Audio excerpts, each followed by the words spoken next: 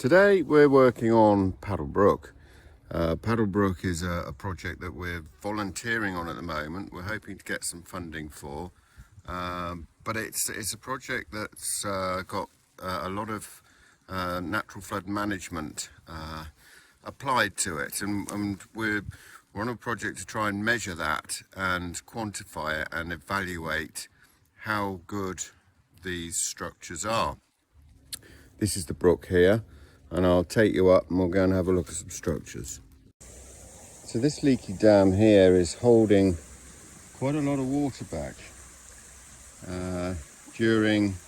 Well, we've had a flood, but the flows and water levels are getting back to normal. You can see in a flood situation, there's not a lot left to go over the top there. In fact, you could see that the recent flood it's gone round this structure and back in down there. So the topography around these leaky dams is also important, and that's why we're going to fly LiDAR. Once we lose a few more leaves off the trees, we can get all these ground levels, and so we can see how water can bypass these dams. So we're typically here measuring a natural flood management structure, a leaky dam. We're doing this a few ways. Obviously, it's not all that easy to accurately measure every single piece of wood in this structure.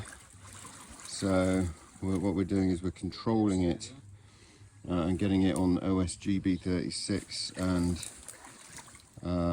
Newland datum with traditional surveying methods, and then we're going to do a photogrammetry on it, tie it in, and from that photogrammetry we can put it into some clever software to work out the solid volume of this structure, so how much wood there is in it and how much air there is in it, and from that we'll be able to create a modelling unit for HEC-RAS that will accurately represent it.